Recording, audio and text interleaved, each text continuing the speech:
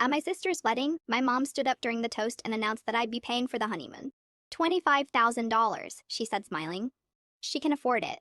Then I stood up and said, "Can I? Let me check my trust fund." The entire room went silent, because what nobody in that country club knew was that my mother had already stolen it. When I was 6 years old, my grandmother passed away. Before she died, she created a trust fund for me worth $150,000. I was her first grandchild. But more importantly, she knew my mother. The money was supposed to be mine when I turned 25. My mother was the trustee. And growing up, I was constantly told the same thing: don't touch it, don't ask about it. It's growing. It'll be there when you're older.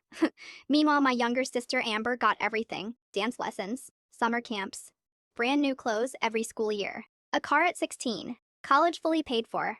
I got hand me downs, shared a room until I was 14, and took out student loans because apparently there was nothing left for my tuition. Whenever I pointed out how unfair things felt, my mom would say, "Amber just needs more support." More support?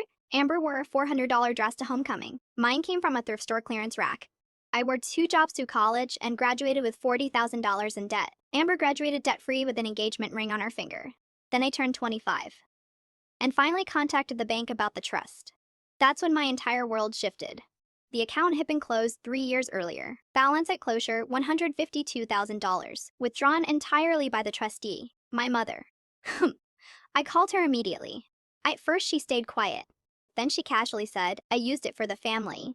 I asked what kind of family expenses cost $152,000, and she listed them like she was reading a grocery list. Dad's truck, kitchen remodel, credit card debt, Amber's wedding fund.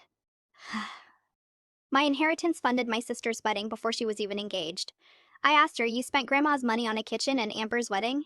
And she said, "It benefited everyone." No, it benefited everyone. No, it benefited everybody except me. I never got a dollar. Not for school, not for rent, not for my future.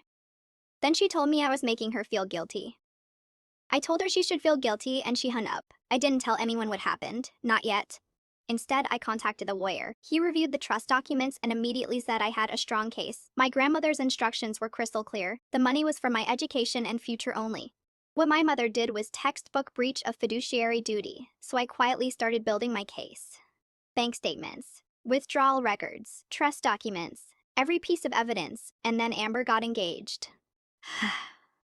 Suddenly, my mom transformed into wedding planner of the year. Huge venue, fresh flowers everywhere, open bar, country club reception. At one point, she even called me excitedly talking about Amber's honeymoon. 2 weeks in Bali, she said proudly, $25,000. I said nothing, because by then, I already knew exactly where that money came from.